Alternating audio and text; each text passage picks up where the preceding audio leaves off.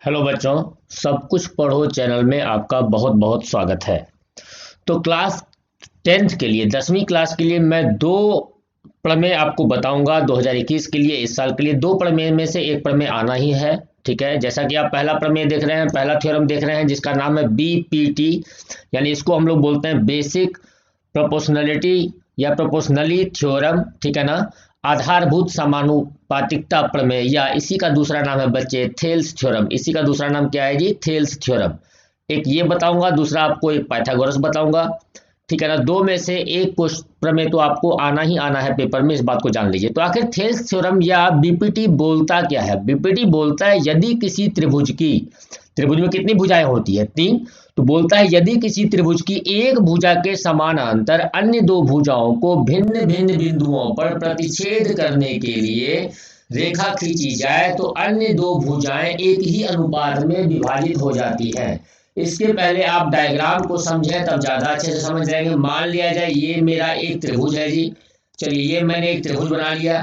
इस त्रिभुज का नाम आप दे दो। मान लिया जाए इस त्रिभुज का नाम हमारा है ए, इसका नाम बी है जी, इसका नाम सी है। चलिए ए बी सी नाम दे दिया। बोला यदि किसी त्रिभुज की एक भुजा के समानांतर, यानी आपके पास तीन तीन भुजा है, ए बी है, ए सी है, बी सी है, किसी के समानांतर, मान लिया जाए मैंने बी सी के समानांतर, आप ए बी के समानांतर कर सकते हो, कोई फर्क नहीं पड़ता। मान लिया जाए मैंने बी सी के समानांतर एक भुजा दो अलग अलग बिंदुओं पर, आप देख रहे हो ए बी और ए सी पर दो अलग अलग बिंदुओं पर आपस में प्रतिच्छेद करना, मतलब यहाँ पे ये एक दूसरे को इंटरसेक्ट करेगा। अगर मैं भुजा को बढ़ा दूं तो रेखा खींची जाए तो अन्य दो भुजाएं, यानी आपने इसके पैरेलल खींचा था, मेरी बात को समझिए, आपने किसके पैरेलल खींचा था भाई? आपने इसके पैरेलल खींचा था। अन्य दो भुजाएं का मतलब ये बोलना चाह रहा है एक तो इस साइड वाला भुजा और एक इस साइड वाला भुजा। बोल रहा है ये अन्य दो भुजाएं एक ही अनुपात में विभाजित हो जाती हैं। कहने का मतलब, अगर हमारे पास इधर ए अपॉन ई सी होगा तो इधर क्या होना चाहिए? A D upon D B होना चाहिए। एक ही अनुपात में विभाजित हो जाती है, ऐसा बोला गया है। इस बात का आपको ध्यान रखना है, ठीक है ना। एक ही अनुपात में विभाजित हो जाती है। सबसे पहले चलिए इसका सॉल्यूशन स्टार्ट करते हैं बच्चों। और सॉल्यूशन में सबसे पहले आप लोग जो लिखते हो, क्या लिखते हो? सबसे पहले दिया है, क्या दिया है लिखो आप फटाफट, तरीके से लिखिए, मार्क्स नहीं कटेगा। लिखिए दिया है ए बी सी एक त्रिभुज है। मैं भी लिख देता हूं, दिया है ए बी सी एक त्रिभुज है। ए बी सी एक त्रिभुज है जिसमें क्या क्या आपने किया है ध्यान से, जिसमें क्या किया गया है? डी ई पैरेलल हमने बी सी खींचा था, तथा डी ई जो आपने किया है उसको लिख दो बच्चे, तथा डी ई जो है वो ए बी को, डी जो है वो ए बी को किस बिंदु पर? डी, तथा तथा ए सी जो है, सॉरी डी ई जो है ए सी, डी ए बी को डी, तथा ए सी को कहा कर रहा है भाई? ए सी को ई पर प्रतिच्छेद, ए सी को ई पर प्रतिच्छेद करती है। इतना आप लिख लो, इतना आप आराम आराम से लिख लो, कोई जल्दीबाजी नहीं है। मैंने जो किया है वही लिखा है। मैंने क्या लिखा? ए बी सी एक त्रिभुज है, आप देख रहे हो ए बी सी एक त्रिभुज है जिसमें डी ई समानांतर बी सी, बी सी के समानांतर मैंने कौन सा लाइन लिया था? डी, वही लिखा है डी समानांतर बी सी, तथा आप क्या देख रहे हो? डी जो है ए बी को डी बिंदु पर तथा ए सी को ई बिंदु पर प्रतिच्छेद करती है। ऐसा ही काम किया था अभी तक, इसी बात को मैंने लिखा है, कोई नया काम अभी नहीं किया गया है। चलिए इसके बाद मैं चलता हूं आगे। ये होने के बाद अब क्या सिद्ध करना है? तो आप लिखो सिद्ध करना है। क्या प्रूव करना है हम लोग को, ये भी आपको लिखना है। ध्यान लिखिए आप, सिद्ध करना है कि, क्या सिद्ध करना है? देखिए ध्यान से, सिद्ध करना है कि मैंने क्या कहा था कि जो हमारा A D upon D B होगा वही हमारा ए ई अपॉन ई सी होगा। यही आपको सिद्ध करना है, यही आपको सिद्ध करना है, इतनी सी बात है। A D upon D B जो होगा, A D upon D B जो होगा बच्चों, वही हमारा ए अपॉन ई सी होगा। यही आपको सिद्ध करना था, इतना ही आपको सिद्ध करना है जी। क्लियर है यहाँ तक? यहाँ तक क्लियर है? आराम से लिख लीजिए, कोई जल्दीबाजी नहीं। यहाँ तक क्लियर है तो आराम से लिख लीजिए, कोई जल्दीबाजी नहीं है। आराम से लिख लो बच्चों, आराम से लिख लो। यहाँ तक अगर क्लियर है तो आराम से लिख लीजिए।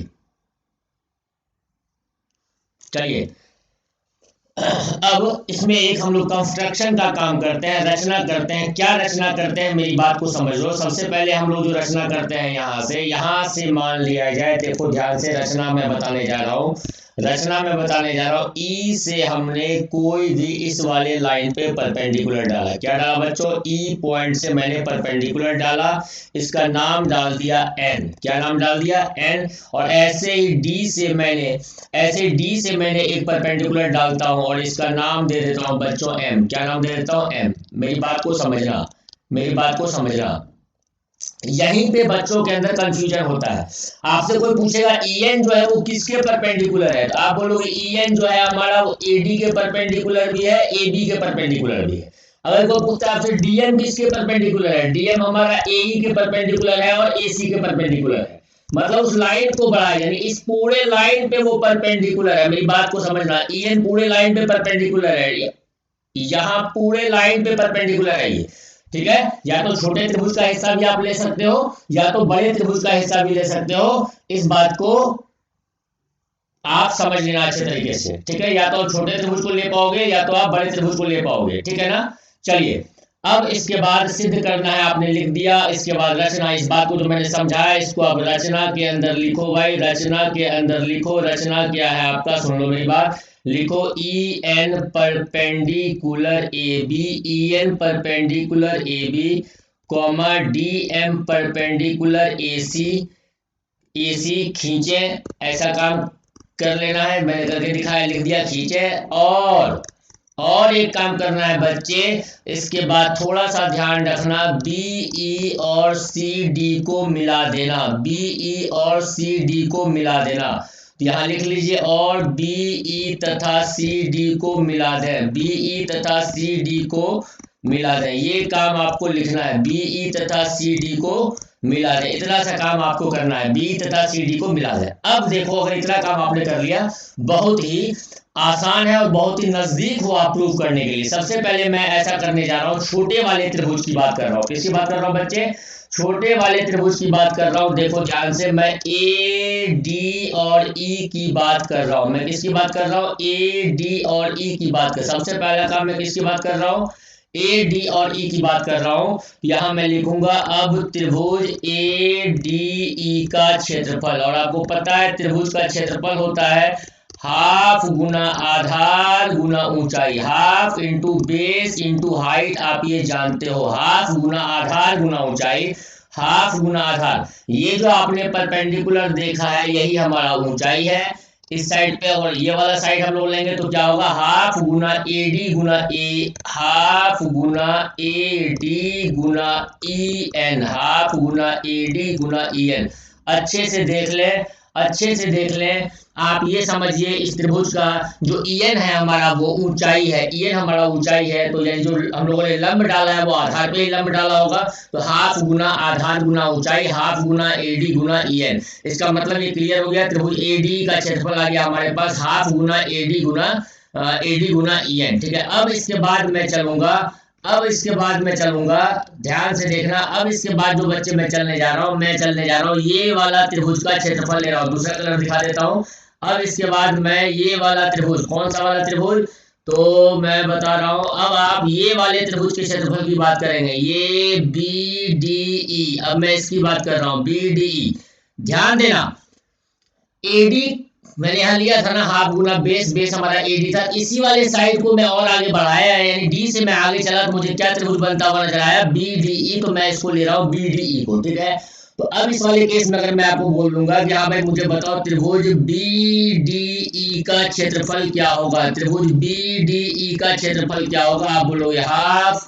आज वापस देख लेते हैं, हाफ गुना आधार, आधार बेटा वही होगा, और ऊंचाई जो आपने ई से लंब डाला था वही ऊंचाई यहां भी माना जाएगा, क्योंकि पूरा एक साइड है जिसपे आपने लंब डाला है, उस पूरे साइड के लिए वो ऊंचाई माना जाएगा। मैं फिर समझा रहा हूं, यहां मैंने समझाया था EN हमारा AD के परपेंडिकुलर भी माना जाएगा, EN हमारा AB के परपेंडिकुलर भी माना जाएगा, EN हमारा AD पे भी लंब माना जाएगा, EN हमारा AB पर, AD और AB दोनों पर लंब माना जाएगा। इसलिए मैंने स्टार्टिंग में समझाया था। यहाँ आप लिखोगे हाफ इंटू बेस यानी आधार गुना ऊंचाई, DB गुना EN। बेटा दो प्रमेय अच्छे से कर जाएंगे पेपर में आना ही आना है, इस बात को ध्यान रखिएगा। अब बच्चे अगर मैं यहाँ पहला डिवाइड पहले को दूसरे से भाग दे देता हूँ तो क्या होगा, देखो ध्यान से। मैं बोलूंगा एरिया ऑफ ट्रायंगल ADE, त्रिभुज ADE का क्षेत्रफल अपॉन त्रिभुज BDE का क्षेत्रफल, दोनों को भाग दे दो। ये है हाफ गुना AD गुना EN, और यहाँ बच्चे नीचे हमारे पास हाफ गुना DB गुना EN। यहाँ आप देखो क्या क्या कटा और क्या क्या बचा। हाफ हाफ EN कट गया, हमारे पास क्या बच गया बच्चों, AD upon DB। AD upon DB हमारे पास बच गया जी। इसको आप इक्वेशन नंबर सिंगल स्टार से मैंने दिखा दिया। मेरी बात को समझे। सबसे इंपॉर्टेंट जो बातें होती है बच्चे, इस बात पे ये पूरा प्रमेय इसी बात पे टिका हुआ है। EN अगर हमारा लंब होगा AD पर तो EN ही हमारा लंब होगा AB पर। AD और AB दोनों पर लंब है, यानी किसी भी रेखा पर अगर आप लंब डालते हैं, उस रेखा को कितना भी आप बढ़ाएंगे वो रेखा उस पर हमेशा लंब ही कहलाएगी। यहाँ हमने त्रिभुज के एक साइड का काम किया। क्या किया यहाँ पे हम लोगों ने, त्रिभुज के एक साइड का काम किया। अब ऐसे ही ऊपर वाले त्रिभुज का तो टेंशन नहीं लेना है, ठीक है। अब नीचे वाले त्रिभुज की मैं बात कर रहा हूँ। वापस आप यहाँ देखिए, वापस देखो, जैसे बिल्कुल जैसे किया था वैसे वैसे ही करने जा रहा हूँ। यहाँ मैंने निकाला था सबसे पहले क्या, त्रिभुज ADE। वापस मैं निकालने जा रहा हूँ त्रिभुज ADE का क्षेत्रफल। देखना बच्चे, दोनों को साथ इसलिए लिख रहा हूँ कि समझ पाओ। त्रिभुज ADE का क्षेत्रफल हाफ इंटू आधार, हाफ इंटू आधार, आधार आपने लिखा था पहले AD। बात को समझना, इस छोटे वाले त्रिभुज की मैं बात कर रहा हूँ, छोटे वाले त्रिभुज की मैं बात कर रहा हूँ, छोटे वाले त्रिभुज की बात कर रहा हूँ ADE। और अब मैं इधर से जो मैंने लंब डाला है मैं इसकी बात करूंगा, यानी हाफ इंटू आधार इंटू ऊंचाई। ऊंचाई तो हो जाएगा मेरा इस बार DM। क्या हो जाएगा बच्चे, DM, ये वाला ऊंचाई। और इधर ले रहा हूँ, इसका मतलब इधर का साइड क्या है मेरे पास, पहले AD था बट अब क्या है ये AE है। मेरी बात समझ रहा हो ना। सबसे पहले त्रिभुज के, छोटे वाले त्रिभुज के बाएं साइड वाले हिस्से पे काम कर रहा हूँ, अब दाहिने साइड वाले हिस्से पे काम कर रहा हूँ। और कुछ नहीं सोचना है, एक बार बाएं एक बार दाएं, पूरा त्रिभुज के दोनों साइड को देख लेंगे, मामला फिनिश हो जाएगा। चलिए, half into AE into DM। चलिए, इसको मैंने इक्वेशन नंबर कर दिया 3। इसके बाद आपने किसका क्षेत्रफल निकाला था, त्रिभुज BD का क्षेत्रफल निकाला था। त्रिभुज BD का क्षेत्रफल आपने निकाला था जब आपको ऐसा मिला था। बट अब इस साइड आपको जाना है बच्चे, तो देख रहे हो अब क्या मिल रहा है हम लोगों को।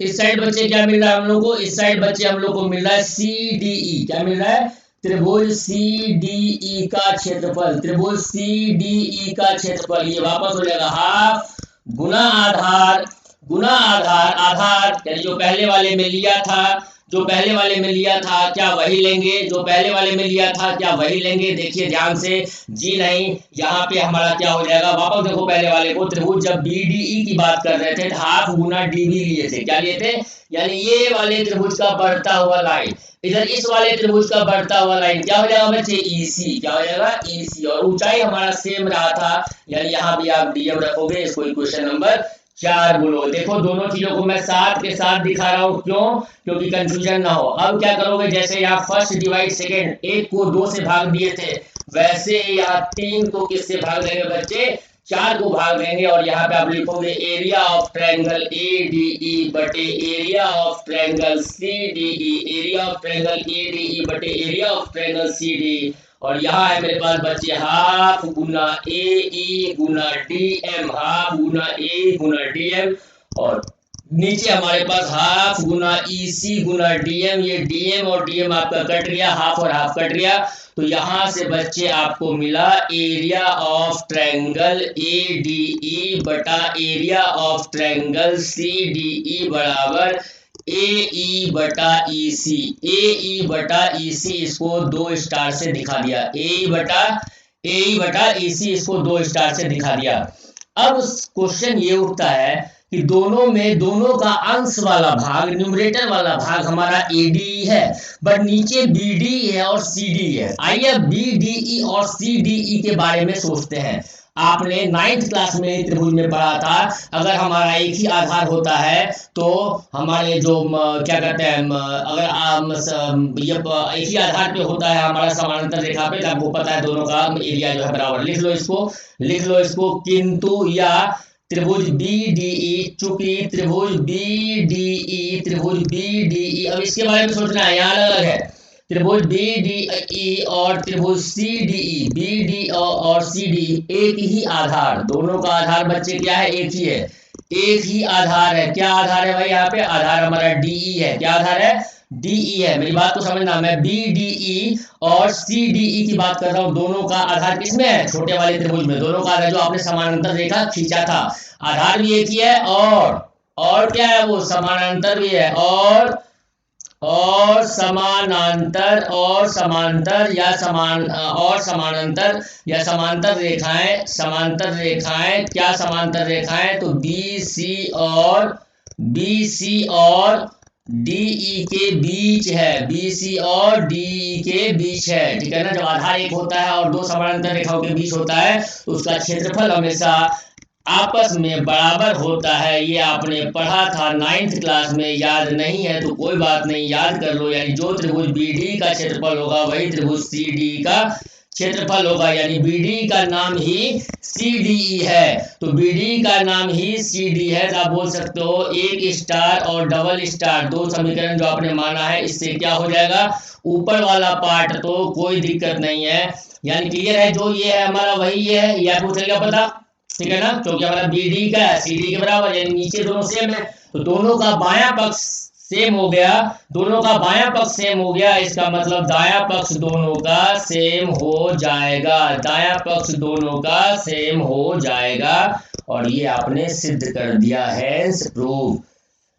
बच्चे बहुत ही आसान है, बीपीटी 2 बार करोगे याद हो जाएगा। सबसे पहले छोटा वाला त्रिभुज का बाएं साइड वाला ट्रायंगल लेते हैं, उसके बाद नीचे लाइन आगे बढ़ाते हैं, फिर छोटा वाला साइड का दाएं साइड वाला त्रिभुज, फिर आगे लाइन बढ़ाते हैं, फिर देखते हैं दो समानांतर रेखाओं के बीच और आधार एक है तो क्षेत्रफल एक होगा। इन 3 बातों को यूज करके हम लोग अपने आंसर तक पहुंच जाते हैं बच्चे, इन 3 बातों को यूज करके हम लोग अपने आंसर तक पहुंच जाते हैं। वापस अच्छे से देखिए, जल्दीबाजी मत कीजिए। 2 प्रमेय बताने जा रहा हूं, इस 2 प्रमेय में से एक प्रमेय तो आना ही आना है जी, इन 2 प्रमेय में से एक प्रमेय तो आना ही आना है।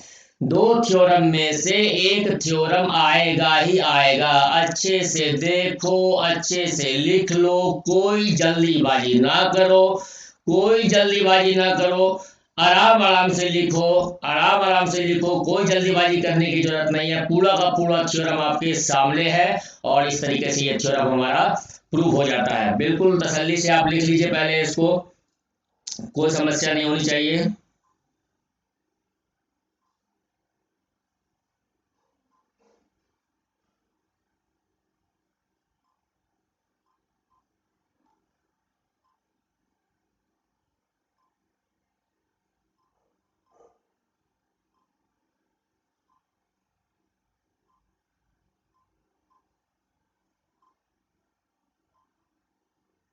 नेक्स्ट थ्योरम हम लोग करेंगे बच्चे,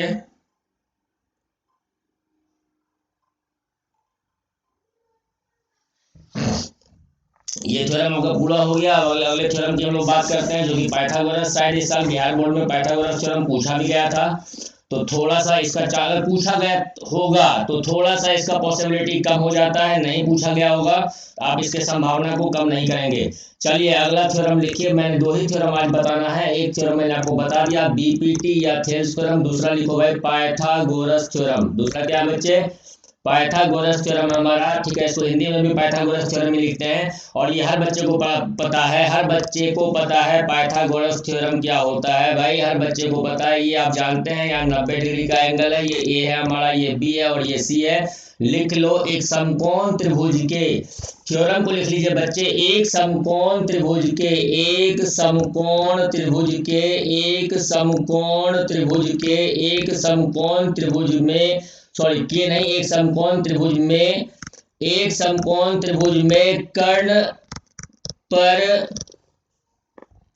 का वर्ग, कर्ण पर का वर्ग, कर्ण पर का वर्ग अन्य 2 भुजाओं के, कर्ण पर का वर्ग अन्य 2 भुजाओं के, एक समकोण त्रिभुज में कर्ण पर का वर्ग अन्य 2 भुजाओं पर के वर्ग के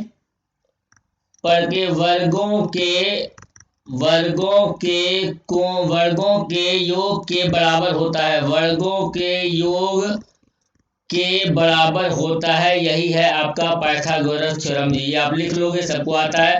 यानी कर्ण, 90 के सामने वाला कर्ण होता है। बोल रहा है कर्ण का जो वर्ग होगा ये दो भुजा के, यानी आपको ऐसा बोला गया है प्रूव करके दिखाने के लिए, AC का स्क्वायर जो है वो AB का स्क्वायर और BC के स्क्वायर के जोड़ के बराबर है। यही आपको सिद्ध करना है। आप लिख लोगे।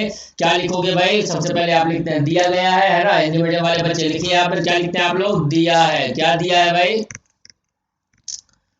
दिया है त्रिभुज ABC एक समकोण है। त्रिभुज ABC एक, त्रिभुज ABC ऐसे लिखो, त्रिभुज ABC का कोण, त्रिभुज ABC का कोण क्या है? समकोण। कौन सा समकोण है हमारा? B। तो लिखो कोण B जो है हमारा समकोण है। या आप ऐसा लिख सकते हो त्रिभुज ABC में, ऐसा भी बोल सकते हो, या त्रिभुज ABC में कोण B बराबर 90 डिग्री। क्योंकि कोण B क्या है? दो में से कुछ भी लिखो, बात एक ही है। ठीक है, चलिए अब इसमें कुछ रचना करते हैं बच्चे। रचना करते हैं। रचना में मैंने क्या किया, ध्यान से देखो। रचना में लिखो त्रिभुज, रचना में आप लिख लीजिए, दिया गया है रचना में कि BD परपेंडिकुलर AC, B से मैंने एक परपेंडिकुलर D खींचा, कहा AC पर। तो रचना में लिख दीजिए BD परपेंडिकुलर AC। आगे चलते हैं, बहुत आसान है ये। आगे चलते हैं भाई। चलिए अब अपना जो भी आपको प्रूफ में लिखते हैं, प्रमाण लिखते हैं, उपपत्ति लिखते हैं, जो भी लिखते हैं। चलिए दो त्रिभुज आपको मिल रहा है। एक त्रिभुज मिल रहा है ADB और दूसरा त्रिभुज मिल रहा है ABC। ABD और ABC में देखिए ध्यान से, ADB, ADB और एक बात कर रहा हूं ABC, यानी छोटा वाला त्रिभुज, ऊपर वाला का एक त्रिभुज, एक पूरा बड़ा वाला त्रिभुज। ठीक है, फिर बाद में क्या करेंगे, नीचे वाला एक त्रिभुज, पूरा बड़ा वाला त्रिभुज, यहीं से हम लोग उत्तर तक पहुंच जाएंगे। तो ABD और ABC में आप देख रहे हो, ये जब दोनों त्रिभुज की मैं बात करूं तो दोनों के अंदर कॉमन क्या है? Angle A equal to angle A। ये कॉमन है, कॉमन है। आप हिंदी में लिखना चाहो इसको लिखो, ये उभयनिष्ठ है। क्या है ये? उभयनिष्ठ है भाई। इंग्लिश में लिखना है, कॉमन लिख लो, उभयनिष्ठ है ये। इसके बाद आप देख रहे हो जो एंगल ADB बराबर होगा वही एंगल, जो एंगल ADB बराबर होगा वही एंगल ABC बराबर होगा। क्योंकि यहाँ भी ये 90 है और यहाँ भी ये 90 है, दोनों एंगल बराबर है। यहाँ पे आप लिख सकते हैं जो एंगल ADB होगा वही एंगल ABC होगा। ADB क्या रीजन क्या हो गया? प्रत्येक कोण 90 डिग्री का, ईच एंगल 90 डिग्री, प्रत्येक कोण यहाँ पर कितना है? 90 डिग्री का है। तो ये मामला ओके है। ADB बराबर ABC। इसका मतलब एंगल और एंगल, एंगल और एंगल कॉन्सेप्ट से, किस कॉन्सेप्ट से बच्चा? एंगल और एंगल कॉन्सेप्ट से आपको पता है दोनों त्रिभुज, एंगल और एंगल कॉन्सेप्ट से दोनों त्रिभुज आपस में समरूप हो गए।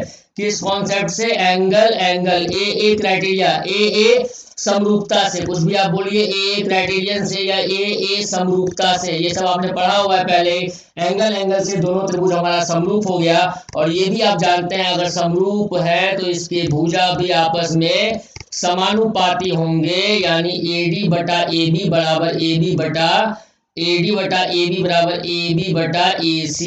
AB बटा, जैसे यहाँ पे नाम लिया AD AB, वैसे ही AB तो यहाँ पे AC। ठीक है ना? AD बटा AB बराबर, और लिख लेंगे कारण समरूप त्रिभुजों की संगत भुजाएं समानुपाती होती है। कोना कोनी गुना कर दो बेटा, AB गुना AB करेंगे AB स्क्वायर मिलेगा, AD गुना AC करेंगे AD गुना AC मिलेगा।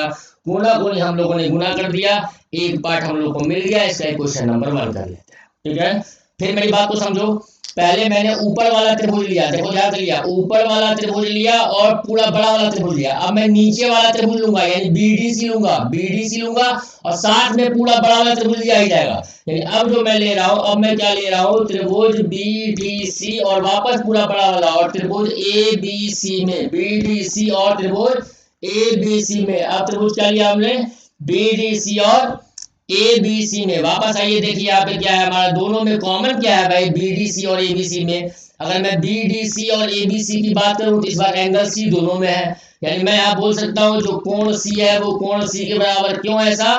उभयनिष्ठ है। क्या है ये? उभयनिष्ठ है। बोलो, कॉमन बोलो, बात एक ही है, उभयनिष्ठ है। इसके बाद मैं बोल सकता हूं एंगल BDC, ध्यान से देखो, एंगल BDC, ये एंगल जितना ही होगा उतना ही एंगल ABC होगा। यानी डी के इस साइड वाला पार्ट, नीचे वाला पार्ट, यानी आप यहां लिखेंगे एंगल BDC बराबर एंगल ABC। प्रत्येक कोण क्या हो गया? ईच कोण हो गया हमारा 90 डिग्री, प्रत्येक कोण 90 डिग्री। और यहाँ से फिर आप बोलोगे एंगल एंगल समरूपता से त्रिभुज ए, त्रिभुज बी डी सी और त्रिभुज ए बी सी हमारा समरूप है। एंगल एंगल सॉरी कोण, कौन सा है हमारा ए समरूपता, कौन सा कोण है हमारा, यहाँ सी सी समरूपता है, ए एंगल एंगल समरूपता, यहाँ कोण हमारा सी था और दूसरा 90 वाला था, तो एंगल एंगल समरूपता से, एंगल एंगल समरूपता से, या आप इसको बोल सकते हो कोण कोण समरूपता से, कुछ भी नाम दे सकते हैं। और अगर ऐसा है तो फिर वही वाली बात, डीसी बटा जो बीसी होगा बेटा वो बीसी बटा ए बी होगा, बीसी बटा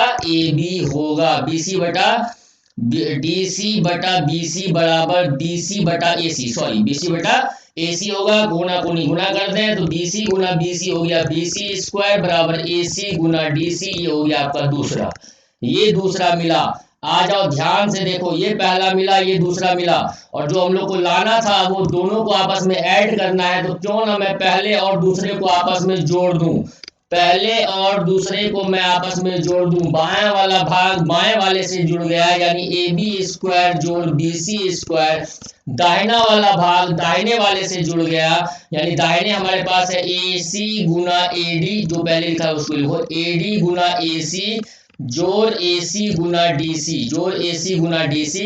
कुछ कॉमन आ रहा है क्या, मैं देख रहा हूँ ए सी कॉमन आ रहा है बच्चे, तो ए सी कॉमन लिया तो बचा A D plus D C. और एक बार पिक्चर को देखिए, A D plus D C क्या कहलाएगा, A D plus D C क्या कहलाया, A C, A D plus D C क्या कहलाया, ए सी कहलाया, A D plus D C क्या कहलाया, एसी कहलाया, एडी प्लस डीसी हमारा एसी कहलाया। इसका मतलब यहाँ हम लोग बोल सकते हैं एसी गुना एसी, और एसी गुना एसी क्या होता है बच्चों, एसी का स्क्वायर, एसी का वर्ग। तो प्रूफ हो गया हमारा ए बी का स्क्वायर जोड़ बी सी का स्क्वायर बराबर एसी का स्क्वायर, ये हमारा सिद्ध हो गया।